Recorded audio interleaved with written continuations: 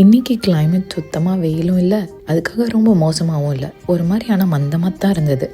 ஆனால் இப்படி இருந்தால் நமக்கு என்ன தோணும், உடனே ஏதாவது நான்வெஜ் சாப்பிட்லான்னு தோணும். ஆனால் பெருசாக சமைச்சு சாப்பிட்றதுக்கும் பொறுமை இல்லை. அப்போ தான் மண்டையில் ஒன்று உதிச்சுது. உடனே கிச்சனுக்கு பாஞ்சாச்சு.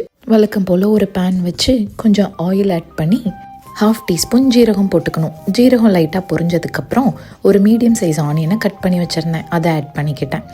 ஆனியன் கொஞ்சம் வதங்கினதையும் ஜிஞ்சர் கார்லிக் பேஸ்ட் ஆட் பண்ணிக்கணும். என்னடா இது க்ரீன் கலரில் இருக்குன்னு பார்க்குறீங்களா? இது நான் ஒரு நாளைக்கு முன்னாடி அரைச்சி ஃப்ரிட்ஜில் ஸ்டோர் பண்ணி வச்சுருந்தது, அதனால் இங்கே கலர் சேஞ்ச் ஆயிடுச்சு. மோஸ்ட்டாக நான் பேக்கெட் ஜிஞ்சர் கார்லிக் பேஸ்ட் வாங்க மாட்டேன், வீட்டிலையே ரெடி பண்ணிப்பேன். இப்போ இஞ்சி பூண்டு பேஸ்ட்டோட பச்சை ஸ்மெல் போகிற அளவுக்கு கொஞ்சம் நல்லா வதக்கி விட்டுக்கலாம். வதக்கி விட்டதுக்கப்புறம் தேவையான அளவு கருவேப்பிலை ஆட் பண்ணிக்கணும்.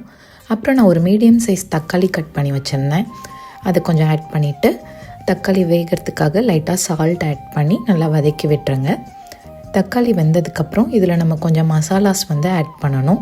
1/4 டீஸ்பூன் மஞ்சள் தூள், 1 teaspoon dry chilli powder, 2 teaspoon தனியா பவுடர் அண்ட் 1 டீஸ்பூன் கறி மசாலா பவுடர். இது எல்லாத்தையும் ஆட் பண்ணிக்கோங்க. மசாலாவோட பச்சை வாசனை போகிற வரைக்கும் நல்லா வணக்கி விட்டுக்கோங்க. அதெல்லாம் சரிம்மா, முதல்ல நீ என்ன பண்ணுறேன்னு சொல்லு அப்படின்னு சொல்கிறீங்களா? இதோ சொல்கிறேங்க. ரொம்ப சோம்பேத்தனமாகவும் இருந்தது, நாக்கும் கொஞ்சம் ருசியாக கேட்டது. அப்போ என்ன பண்ணலான்னு யோசிக்கவே இல்லை, டக்குன்னு உதிச்ச ஒரு விஷயம்தான் நம்மளோட ஈரல் ஃப்ரை. இப்போ நான் அதை தான் பண்ணிகிட்ருக்கேன். இப்போ கண்டினியூ பண்ணலாம். நம்ம ஆட் பண்ண மசாலாவோட ஸ்மெல்லெல்லாம் போய் மசாலா நல்லா வெந்ததுக்கப்புறம் நல்லா வாஷ் பண்ணி கட் பண்ணி வச்சுருந்த ஈரலை அதில் ஆட் பண்ணிக்கணும். அடுத்து நம்ம கிரேவியோட ஈரலை நல்லா மிக்ஸ் பண்ணி விட்டுக்கோங்க.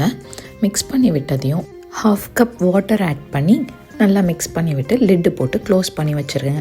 10 மினிட்ஸ் மீடியம் ஃப்ளேமில் நல்லா வேகட்டும். ஈரல்லாம் நல்லா வெந்ததுக்கப்புறம் நம்ம ஊற்றிருக்க தண்ணியெல்லாம் எவாப்ரேட் ஆகி ஆயில் நல்லா மேலே பிரிஞ்சு வரும். அந்த டைமில் நல்லா ஓப்பன் பண்ணிட்டு மிக்ஸ் பண்ணி விட்டுருங்க. அப்புறம் நம்ம குட்டி குட்டியாக கட் பண்ணி வச்சுருக்க மல்லி இலைகளை கொஞ்சம் தூவி கிளறி விட்டு இறக்கிடலாம். அவ்வளோதான், நம்ம ஈரல் ஃப்ரை ரெடி. நான் இதை பருப்பு சாதத்துக்கு சைடிஷாக வச்சு சாப்பிட்டேன். சும்மா சொல்லக்கூடாதுங்க, ரொம்ப அசத்தலாக இருந்தது. நீங்களும் ட்ரை பண்ணி பாருங்கள். ஆசையாக சமைங்க, அசத்தலாக சாப்பிடுங்க.